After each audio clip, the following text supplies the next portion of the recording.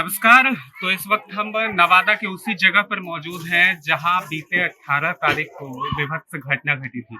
एक ऐसी घटना जिसने पूरे देशवासियों को झकझोर दिया, जिसने पूरे देशवासियों को परेशान कर दिया और लोग बात करने लगे, चर्चा करने लगे कि क्या ऐसी भी कोई घटना घट सकती है। वो विभत्सतापूर्ण रात थी जिसकी वजह से 150 से अधिक लोग जो हैं वो परेशान रहे, अपने घर को छोड़कर बाहर भटकते रहे। लेकिन सरकार और प्रशासन के द्वारा उन पर ध्यान दिया गया है और अब जब मामले के 10 दिन गुजर गए हैं तो ऐसे में हम ये जानने के लिए यहाँ पर पहुंचे हुए हैं कि अब यहाँ का जीवन यापन कैसा है। जिन परिवारों का घर जला था उन परिवारों की स्थिति कैसी है, प्रशासनिक और सरकारी किस तरीके की मदद मिल रही है। मेरा नाम है गौरव झा और मेरे साथ इस वक्त जो मौजूद हैं वो यहाँ के स्थानीय हैं। अपना नाम बता दीजिए। मेरा नाम व्यास मुनि हुआ। व्यास जी, क्या क्या हुआ था उस वक्त और अभी क्या हालात है? जिस समय घटना हुई थी उस समय हम यहीं पे थे जी ये जो घटना के बारे में बात कर रहा हूँ, ये घटना 18/9/2024 को हुआ था। तो जी। करीब समय 6:30 बजे पौने 7 के बीच में हुआ था। हम लोग इसी जगह पर प्रॉपर बात ही कर रहे थे। हम और मेरे फ्रेंड गौतम जी और हमारे पास में जो बैठे ये भी थे। हम लोग आपस में बात ही कर रहे थे। हम लोग मार्केट से घूम कर आए हुए थे और बात ही कर रहे थे, लेकिन 10 से 15 मिनट के अंदर एक सैकड़ों की संख्या में दो तरफ से लगातार गाली गलौज करते हुए आ रहे थे। हम लोगों ने देखा, जैसे हम लोग देखने की कोशिश किया तो सब का कच्चे कच्चे बांस लिए हुए, हाथ में हथियार लिए हुए, डेंगाते हुए, चूड़ते हुए, गाली गलौज करते हुए आ रहे थे और फायरिंग भी किया। जब फायरिंग किया तो हमारी इतनी भागदौड़ हो गई और पूरी तरह से जो ना दहशत तो फैल गया और हम लोग बच्चों को लेकर भागने लगे। अभी तक यहाँ पे 34 परिवार को पूरी तरह से घर को जला नहीं बल्कि घर को जला दिया गया है। अब यहाँ की स्थिति कैसी है? अब यहाँ की स्थिति प्रशासन के द्वारा खान पान जो भी व्यवस्था किया जा रहा है अभी बहुत अच्छा है, लेकिन फिर भी लोगों के भी घाव भरे नहीं है। लोग अभी भी अपने दर्द को फील कर रहे हैं। लोग अभी भी परेशान हैं। अब लोगों की किस तरीके की परेशानी है? अब लोगों की मानसिक स्थिति कहीं अभी भी उन्हें डर है कि कहीं ना हमें यहाँ से हटा दिया जाए। पता नहीं हमें न्याय मिले या ना मिले, अभी भी शक है, क्योंकि वो दासत्व जो फैला है ना, बड़ा भयानक, बड़ा ही डेंजरस है। कभी इस तरह के जीवन में कभी हम लोग देखे नहीं थे, वो आज हम लोगों के साथ में देखने को मिला। एक तरह से मेरे लिए इतिहास हो जाएगा। जब तक हमारे गांव वाले लोग रहेगा ना, ये मंजर हमेशा याद रहेगा कि मेरे जीवन में घटना आया था, तो जीवन भर हमें पीड़ित रखेगी। आप यहीं के रहने वाले? हम यहीं का प्रॉपर, यहीं स्थानीय का निवासी। मैं यहाँ पर एक छोटा सा स्कूल भी चलाता था। वो स्कूल भी जो विद्या के मंदिर कहलाता है ना, उसे भी तोड़ दिया गया। अच्छा, आप स्कूल चलाते थे? यस, यहाँ तो जो हमारे बीच में भी 10 से 20 बच्चे पढ़ते थे, उसके भी कॉपी, पेन, बुक्स भी नहीं छोड़ा गया, उसे भी पूरी तरह से जला दिया गया। यहाँ की कंडीशन जो है ना, बड़ा बंजर है। ठीक है, आपकी अपनी योग्यता क्या है? मेरा नाम व्यास मुनि हुआ जी। और मैं यहीं पर एक मुस्कान स्कूल को मतलब चलाता था और यहाँ का जो देख रेख हम और एक मेरे बिल्डर जी का है। जी, ठीक है। तो अभी जो मदद मिल रही है, अभी किस तरीके की मदद मिल रही है प्रशासन के द्वारा? अभी प्रशासन के द्वारा अभी तक के खान पान से लेकर अभी तक 1,39,250 रुपये का लोगों को भरपाई दिया गया है। यानी कि अलग अलग परिवार के लोगों को इतने पैसे मुआवजे के तौर पर मुआवजे के तौर पर, जिसमें 34 परिवार को घर जला है। 34 परिवार को 1,39,250 रुपये पर परिवार को दिया गया है मुआवजे के तौर पर। इसके अलावा अभी तक जिस दिन से घटना हुई उसी दिन से प्रशासन हम लोगों की सुरक्षा में तैनात है, सुरक्षा में खड़े हैं और सुबह शाम खाना दिया जा रहा है। खाने में क्या मिला? खाने में दाल भात सब्जी सुबह शाम दिया जा रहा है। ठीक है। और बाकी इसके अलावा भी कुछ करना है? इसके अलावा अन्य किसी के द्वारा भी जो उनसे बनता है अपना सामाजिक संस्था या फिर लोग मदद करते हैं, जो भी बहुत सारे वैसा दल है, बहुत सारा संस्था है, अपना जो उनसे बन रहा है वो सब दे रहा है। ठीक है। और भी लोग हैं, उनसे भी बात करने की कोशिश करते हैं। यहाँ एक महानुभाव, इनसे बात करते हैं। राम स्वरूप माझी जी, अभी क्या लग रहा है? अभी क्या लगा है, सरकार से खाना मिल रहा है, नाश्ता मिल रहा है, सब कुछ, बेडशीट सब भी मिल रहा है, चादर उधर सब कुछ मिल रहा है। पुलिस का पहरा परिए पुलिस यहाँ देखे है, ये है। पैसा भी मिला ही है? हाँ, पैसा ही सबको मिल गया, लिए गया। अच्छा, अभी मिल गया, पैसा मिलने का अनुशंसा हुआ है या पैसा मिल गया है?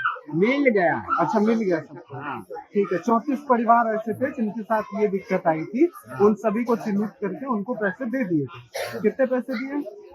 नहीं तो इतना पढ़ा लिखा नहीं है, लेकिन पैसा मिला है 1 अच्छा। लाख करना का चाहिए। इसके अलावा पन्नी भी मिला है, हाँ। जो आप लोग अपने घर के ऊपर में चिपकाए हाँ हुए हैं। हाँ, पानी मिला। ठीक है, ये जो जगह है यहाँ रात को भी सोते होंगे लोग? हाँ ठीक, लाइट की भी पूरी व्यवस्था कर दी गई है?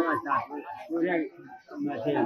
अच्छा, ठीक है, खाना भी खुद से पकाना नहीं है? ठीक, लेकिन एक बात बताइए कि ये सब तो मिल चुका है, लेकिन कितने दिन मिलेगा?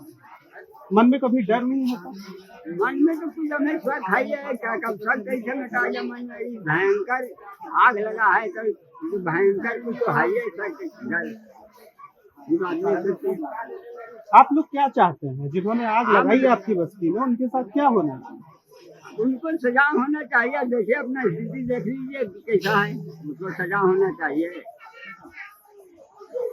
ठीक है, एक बार फिर हम 10 दिनों के बाद इस जगह पर पहुंचे हैं और पहुंचने का मुख्य कारण यही है कि यहाँ के लोगों का लाइफस्टाइल कितना बदला है, यहाँ के लोगों को प्रशासन की ओर से कितनी सहायता मिल रही है, इसके अलावा सरकार इनकी क्या क्या मदद कर रही है और ये लोग अभी किस तरीके से अपना जीवन गुजर बसर कर रहे हैं।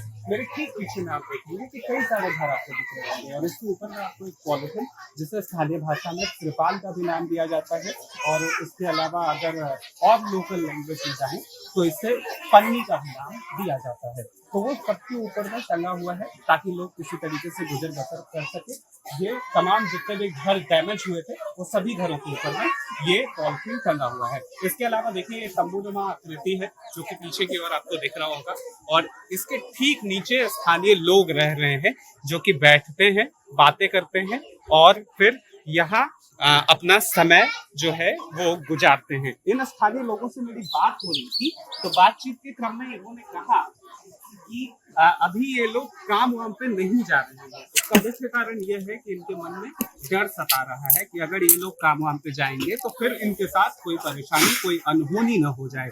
इस वजह से ये सारे लोग अभी यही इसी जगह पर बैठे हुए हैं और इसी जगह पर बैठकर अपना समय भी गुजारते हैं, एक दूसरे से बातचीत भी कर लेते हैं और इसके अलावा सरकारी मदद जो इन्हें मिल रही है वो मदद मिलती ही जा रही है। आगे खाना कहाँ बन रहा है वो हम आपको दिखाने की कोशिश करते हैं।